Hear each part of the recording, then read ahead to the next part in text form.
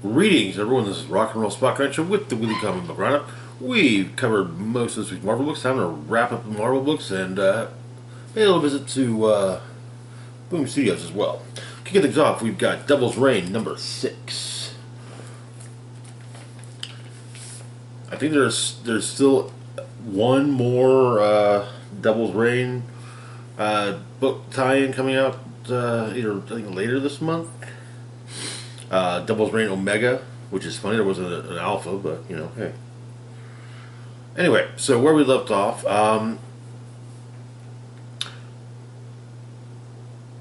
while the Avengers were I say the Avengers, our heroes were dealing with a Purple Man controlled crowd as well as the Purple Man controlled Thunderbolts. And Mayor Fisk beat Mike Murdock to death. So we begin with picking back up with the fight between the heroes and the mind-controlled masses and the Thunderbolts. Things are it's this pretty much just a slugfest at this point, right at the moment.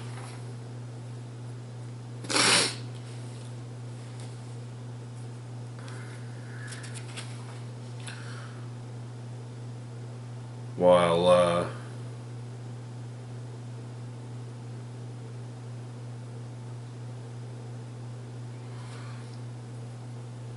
Mayor Fisk returns to the City Hall and obviously to leave with his wife. As they're heading out, though, Daredevil Elektra attacks them with the intention of killing Fisk, as she is unaware that it was Mike who was killed as opposed to Matt. But Matt shows up.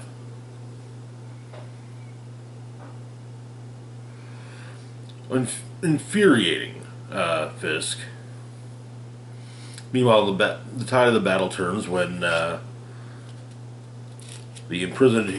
formerly imprisoned heroes arrive. Iron Man, Invisible Woman, Darkhawk, Mr. Fantastic, Moon Knight.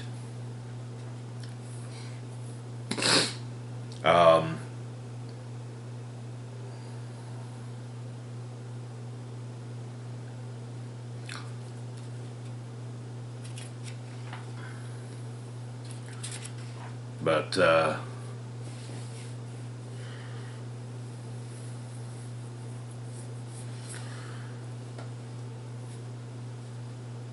Daredevils fight Kingpin and Typhoid Mary. The Purple Man is turning things into a full-scale just riot.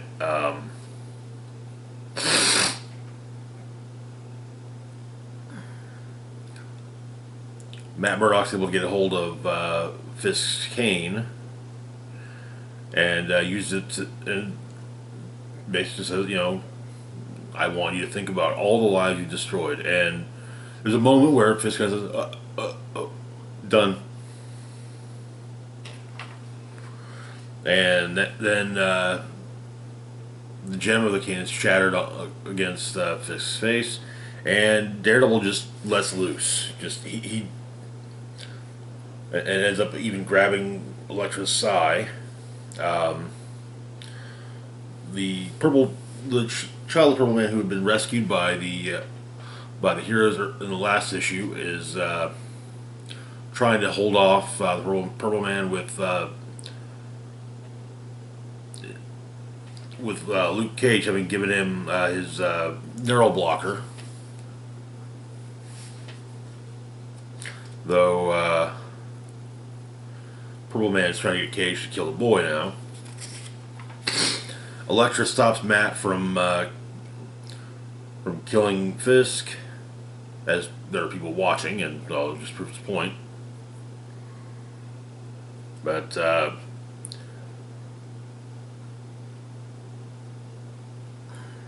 Cage is able to overcome Purple Man's influence and Purple Man's son is able to subdue Purple Man. Um, the remaining Thunderbolts are rounded up.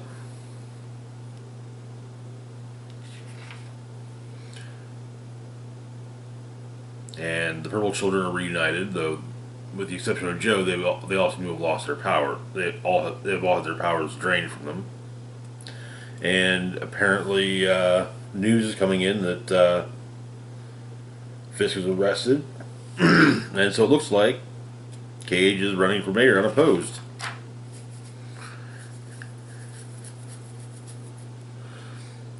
Thunderbolts are going to be bringing in Fisk, but it's not the Thunderbolts. It's Fisk's son Butch.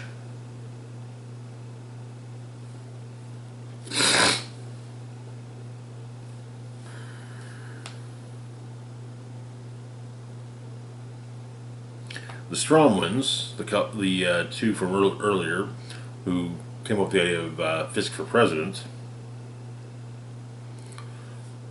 have engineered the entire the rescue and basically kind of lay low for a bit, then run for president. But Fisk decides he's not having it.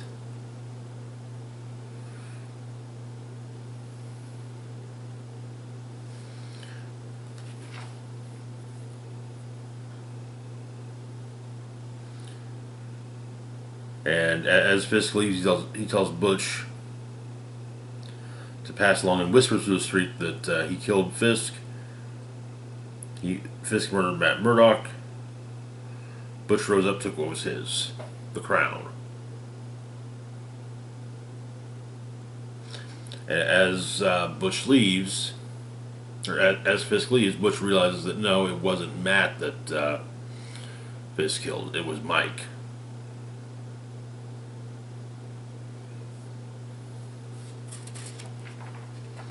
A week later, Daredevils are discussing what to do now, and Matt decides that maybe it is time to actually join up with the group that Elektra is forming to take down the Hand, the Fist. Meanwhile, Fisk and Mary get on a sailboat and sail off into the sunset.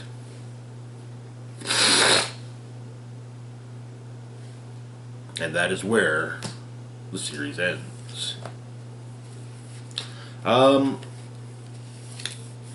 kind of hate that ending with Fisk sailing off into the sunset, but at the same time, it's like that's what would happen. Like that's what would actually happen. And with a lot of the Marvel street level stuff, they try to infuse as much realism as possible, and it sucks, but that's what would happen. So, still, otherwise, it was a great book, and I love the story. Anyway, moving on to our next book, we've got SpiderPunk #1. So, what in the Spider-Verse crossovers we've had, one of the various versions of Spider-Man is SpiderPunk. SpiderPunk is in fact Hobie Brown, who on Earth 616 is the original Prowler.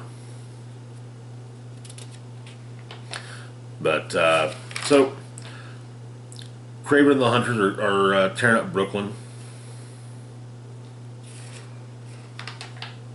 And SpiderPunk and Captain Anarchy go take them down, even though Kraven and the Hunters are using some serious high-level weaponry. They return to the Brooklyn Community Center, which Spider-Punk refers to as Spider Base, though according to Captain Anarchy, no one calls it that. They've got one of the weapons that Kraven and the Hunters were using, giving it to Rai Williams to check it out, but Kraven and the Hunters have shown up at the community center to start shit, and so SpiderPunk, Ironheart, and Captain Anarchy go to deal with Craven, managing to take him down. They web him up inside the community center and ask who we got the tech from.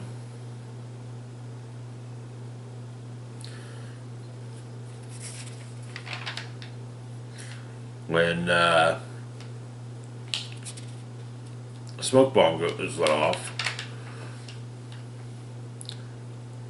and Taskmaster enters. And I gotta, one of the things I love, which is where the issue ends. I love the fact that on this Earth, basically taking a massive influence from mostly old school punk, like the 70s and 80s punk scene.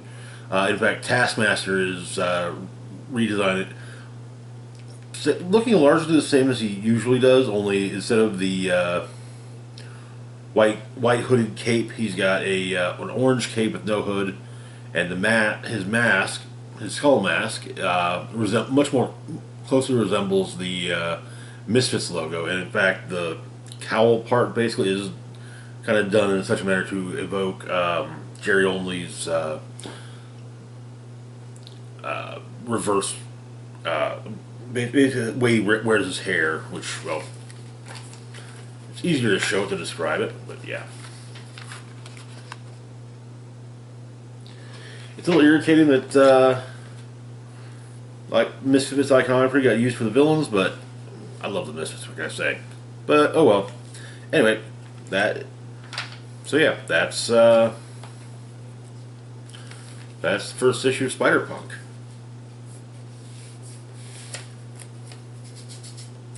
Which brings us to our next book, set a long time ago in a galaxy far, far away. Star Wars Bounty Hunters number 22. Where we left off, the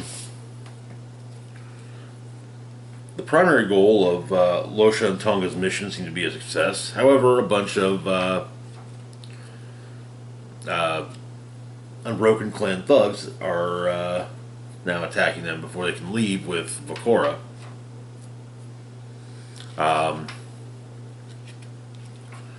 The plan's gone sideways, and yeah, they're trying to come up with something new on the fly. At a secret Crimson Dawn base,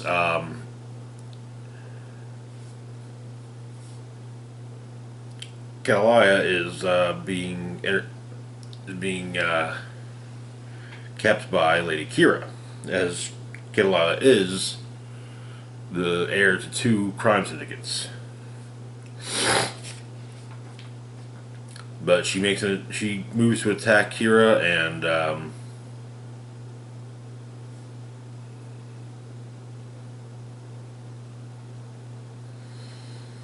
Kira impresses upon her the importance of, with her position, that the importance of treating every meal like it's your last. Tonga and Losha's team are being further pinned down by Unbroken Clan goons, including some with an E-Web heavy blaster cannon.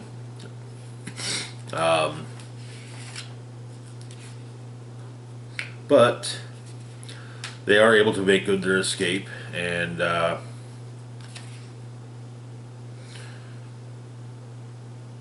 while it seems Dengar is going after members of the Mourner's Whale, and making sure to let people know that he's the one behind it.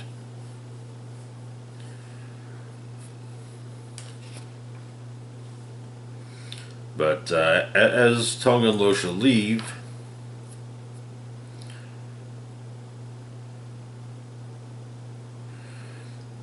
after they leave, they try to interrogate Vakora, who simply tells them that they're doomed, or that they've doomed the girl and themselves, and that is where the issue ends. Definitely, this story with the team of Viners is definitely getting interesting as it goes on. All of the Crimson Rain ties have been interesting. Anyway, moving on to our last book for the moment, we've got Magic the Gathering number 13. And let me just say, I love that Ajani cover. Ajani's another favorite planeswalker of mine from Magic the Gathering. So anyway, so where we left off, Chandra, Garuk, and I do not recall the other's name.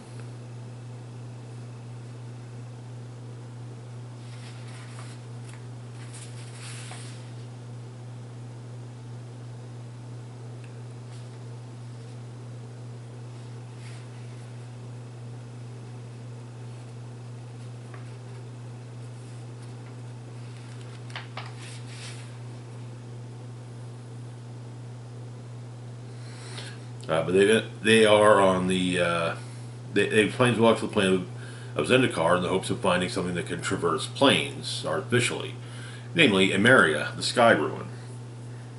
And so they're trying, but of course, they have no idea what it is they're looking for.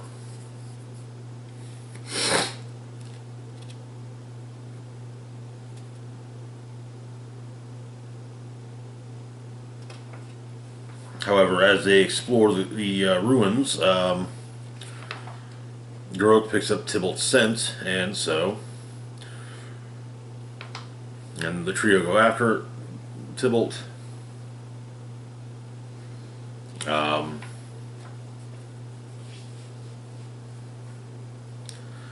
Who is, of course, not there alone. Gabrielle is there as well.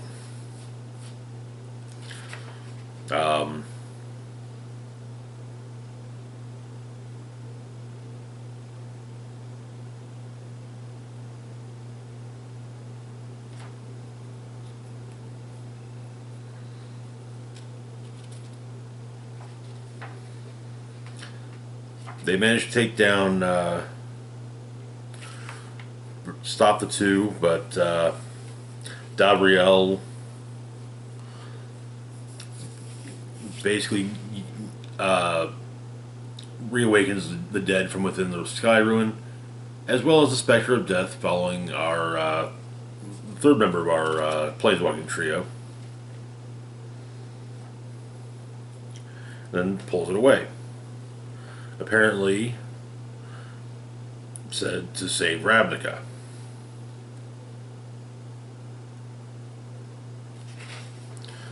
And so the trio planeswalk to Eldraine, arriving in the swamps of Locthwain, resting place of the Cauldron of Eternity. And that is where the issue ends. The magic has been great so far. I wish I could remember the name of the planeswalker that joined Garuk and Chandra. To be fair, yes, it is a bit easier to remember. The names of characters, especially for Magic the Gathering, take a lot more when it's based on a character I've actually got a card of that I have looked that maybe I use often or at least looked at often. But yeah, anyway, that's going to do it for now. As always, feel free to like, share, and subscribe. Links to my Facebook, Twitter, Patreon, and PayPal found in the description box down below. This is Rock and Roll Spock signing off, saying live long and rock hard.